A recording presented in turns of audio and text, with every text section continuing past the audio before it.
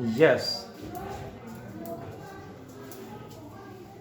देखिए जरा कुछ पॉइंट ऐड करने एटम चैप्टर में।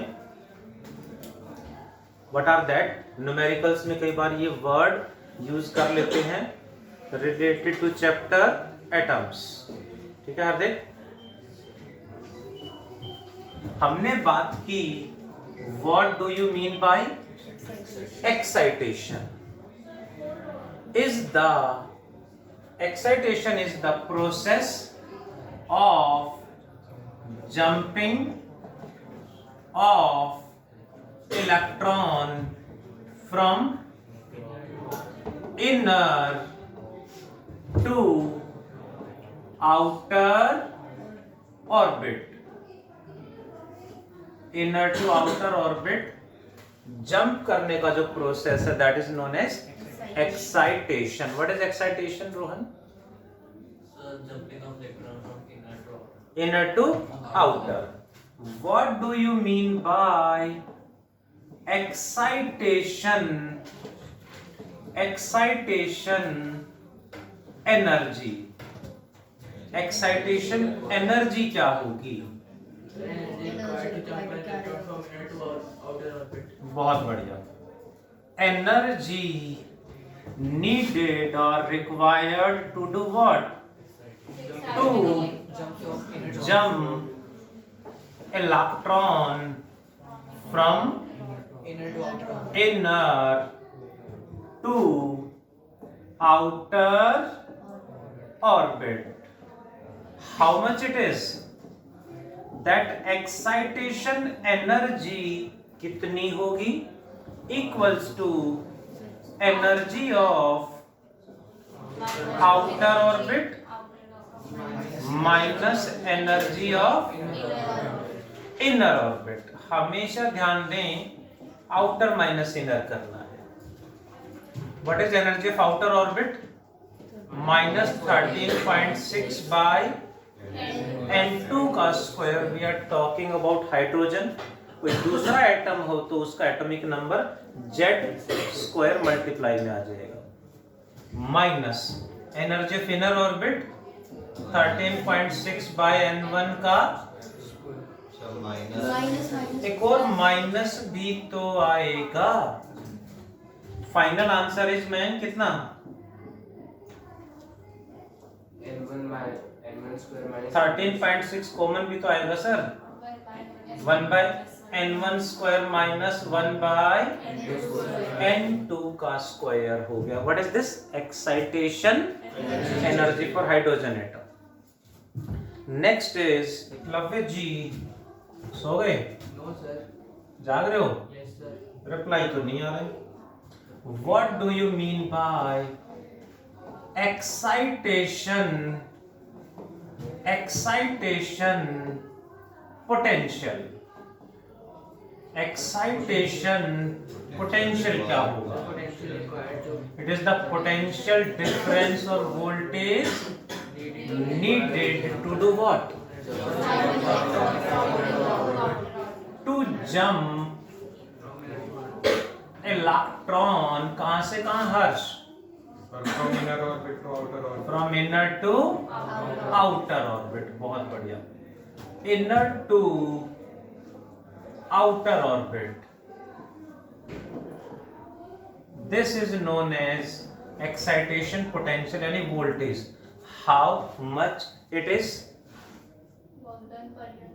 It is equals to, ध्यान देने वाला पॉइंट है, जब सोचेंगे सीधा आंसर आएगा, अदरवाइज न्यूमेरिकल्स में कैलकुलेशन बहुत लेंथी कर लेंगे। कैसे देखें जरा। इट इज, सुन रहे हो, excitation energy in electron volt is excitation energy in electron volt जितनी होगी उतना ही आंसर वोल्ट में आ जाएगा। अब ये पॉइंट थोड़ा सा ध्यान से समझना है क्योंकि मैथमेटिकली तो गड़बड़ हो जाएगी ना। एक्साइटेशन एनर्जी मान लेते हैं हमारी आ गई है 10.2 इलेक्ट्रॉन वोल्ट। 10.2 इलेक्ट्रॉन वोल्ट, तो कितना वोल्टेज प्रोवाइड कराना पड़ेगा? 10 वोल्ट। जितनी एक्साइटेशन एनर्जी इलेक्ट्रॉन वोल्ट में उतना ही वोल्टेज प्रोवाइड करा दो, यानी न्यूमेरिकल वैल्यू ये रखनी है, वोल्ट में ये रखना है, उतने ही वोल्टेज प्रोवाइड करा देंगे तो एक्साइटेशन एनर्जी मिलेगी और इलेक्ट्रॉन जंप कर जाएगा। चलेगा जी, आगे बढ़ जाएं। Excitation energy and excitation potential. Next is what do you mean by ionization? First one, second one is ionization energy and third one is क्या होगा?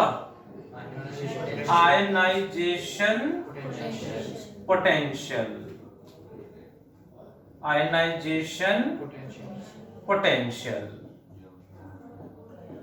हाँ जी यश, बताओ क्या कह रहे हो? Sir, jumping of electron from valence orbital to infinity.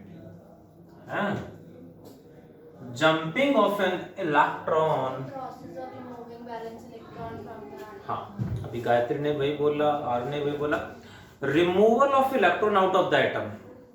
कोई atom क्या होता है? न्यूट्रल, उसमें से कि इलेक्ट्रॉन निकाल देंगे तो क्या बन जाएगा? Positive ion.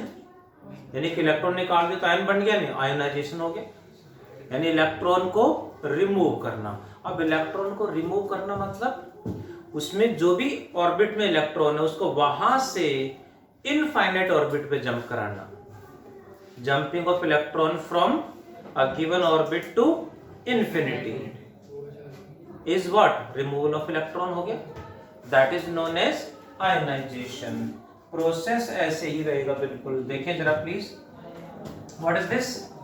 Jumping of electron from a given orbit, generally outer orbit से ही जंप कराते हैं, from a given orbit to infinity, or we can say, or another definition is removal of electron out of the atom.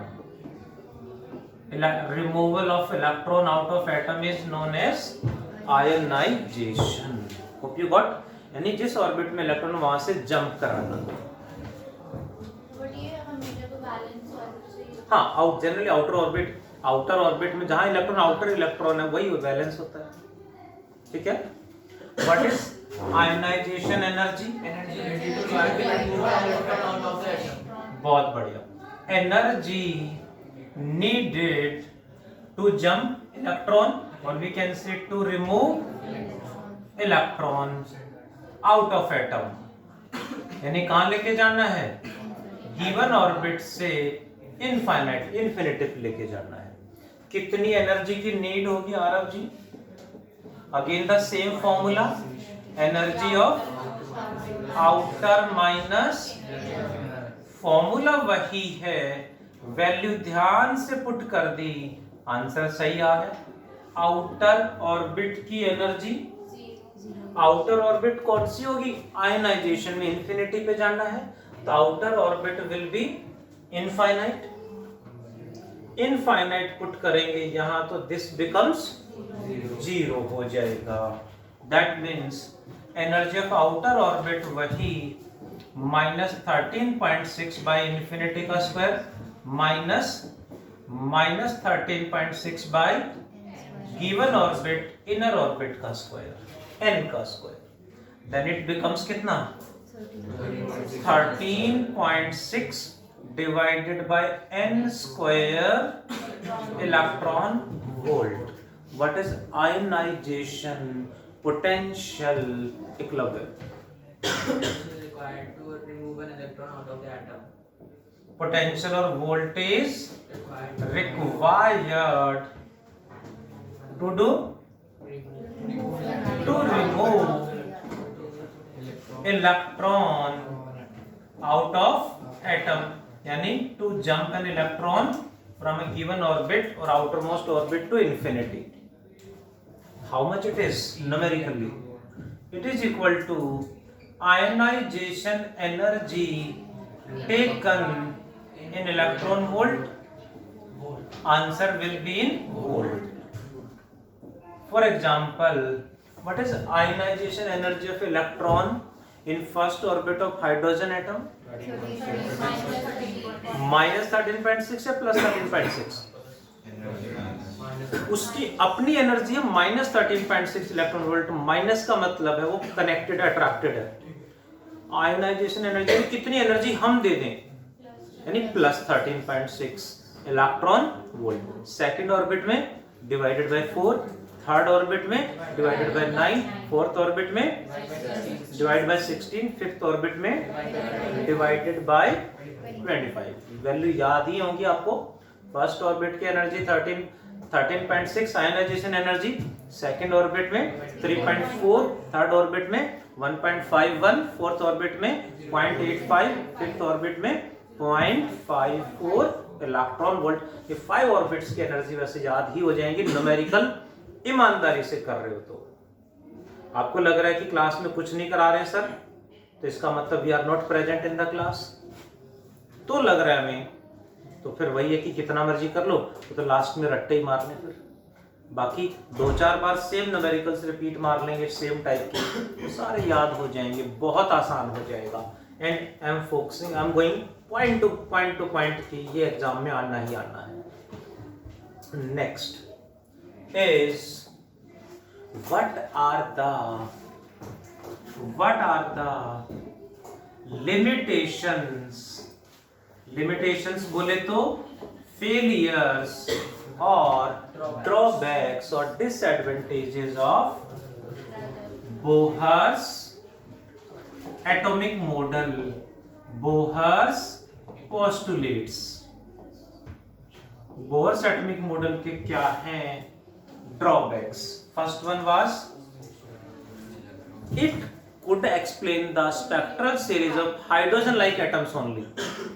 Hydrogen-like atoms यानी जिनके पास single electron है, उन्हीं की spectral series को ये एक्सप्लेन कर पाया, बाकी की स्पेक्ट्रल सीरीज को एक्सप्लेन नहीं कर पाया। देखें जरा, it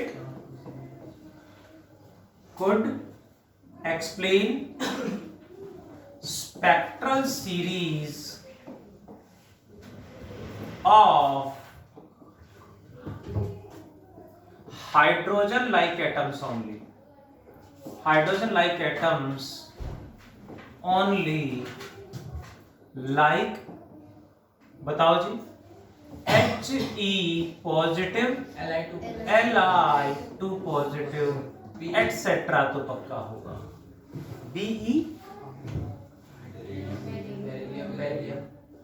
Be3 positive, that is means it couldn't explain spectral series of multi electron atoms, जिनके पास एक से ज्यादा इलेक्ट्रॉन है उनकी स्पेक्ट्रल सीरीज को ये एक्सप्लेन नहीं कर पाया।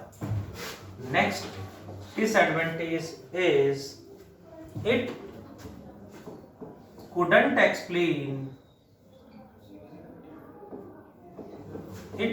explain कौन सा इफेक्ट?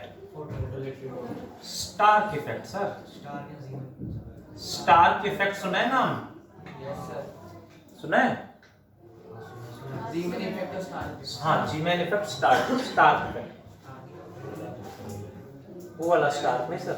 नहीं, स्टार्क है जीमैन इफेक्ट। हाँ स्टार्क, वो दूसरा स्टार्क समझ रहे ना? वो नहीं, हाँ वो तो ओवर हो गया ना, सीरीज भी खत्म। या भी आएगी सीरीज, आएगी। होप सो कि आप सब रियल के ऐसे ही स्टार्क बनाएंगे, है ना? रियल के स्टार्क बनाने का टाइम आ गया। अब तो बना तो रहे हैं, बट टनल में से 41 लेबर्स को निकालने के लिए मशीनें सारी हाथ उठा देती हैं, फिर ह्यूमन बीइंग को 6 हथौड़ा लेके बैठना पड़ता, तब निकलते हैं। वो एक सेकेंडरी थिंग है, बट द अल्टीमेट आंसर क्या है कि फाइनली सारी टेक्नोलॉजी, सारी मशीनें यूएसए से बाहर से सब लगा लिया, लास्ट में शनि हथौड़ा लेके तोड़ के निकाला है।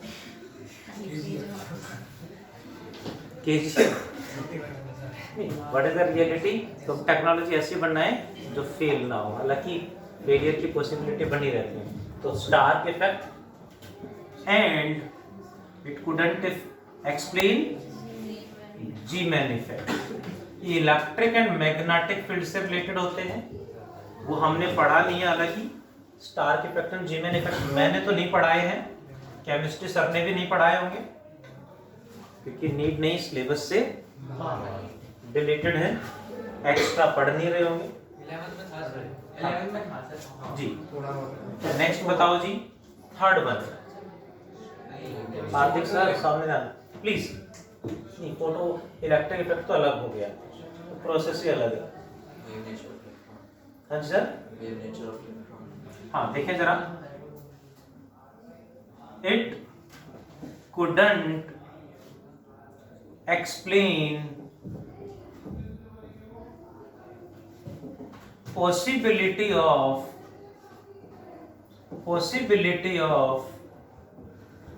elliptical orbits, possibility of elliptical orbits which are explained by Sommerfeld later from the research of Bohr। Bohr ही अपने रिसर्च में से एलिप्टिकल ऑर्बिट्स को एक्सप्लेन नहीं कर पाए कि एलिप्टिकल ऑर्बिट भी होती हैं, हो सकती हैं। सोमरफील्ड ने बोहर की ही रिसर्च से, उन्हीं की थ्योरी से प्रूव कर दिया कि एलिप्टिकल ऑर्बिट्स भी पॉसिबल हैं, होती हैं। नेक्स्ट, हाँ जी सर, हाँ वेव नेचर वाला पार्ट था, Huygens principle. It couldn't explain intensities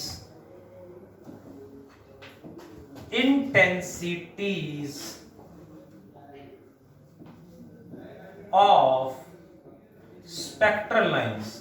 जो स्पेक्ट्रल लाइंस थी, स्पेक्ट्रल लाइंस मतलब जो इलेक्ट्रॉन एमिट हो रहे थे, रेडिएशन एमिट हो रही थी, उन्हें स्पेक्ट्रल लाइंस कहा जाता है। तो उनकी इंटेंसिटी सबकी अलग अलग है, किसी में इंटेंसिटी ज्यादा, किसी में इंटेंसिटी कम। ऐसा क्यों जी? तो इंटेंसिटी कम ज्यादा क्यों है वो एक्सप्लेन नहीं कर पाए। उन्होंने एनर्जी को अच्छे से एक्सप्लेन कर दिया, वेवलेंथ, फ्रीक्वेंसी, वोल्टेज सबको अच्छे से एक्सप्लेन कर दिया, कैलकुलेट कर दिया, बट इंटेंसिटी ज्यादा है, कम है, क्यों है इसको एक्सप्लेन नहीं कर पाए। ऐसे छोटे छोटे बहुत सारे पॉइंट्स हैं जहां बोहर्स एटॉमिक मॉडल भी फेल हो गया। स्टिल कुछ न्यू मॉडल्स भी हैं, लेटेस्ट रिसर्च भी हैं, but the ultimate thing is कि हमारे सिलेबस में तो यही है। क्या क्या? कुछ पार्ट तो बोहर मॉडल तो पढ़ चुके हैं पहले से, कुछ पार्ट हमने आज ऐड करा। Excitation energy, excitation potential, ionisation energy, ionisation potential and drawbacks of Bohr's atomic model. Great, hope you can write without help. Yes, sir. Without help लिख पाएंगे? Yes, sir. लिखना तो चाहिए, डू फास्ट।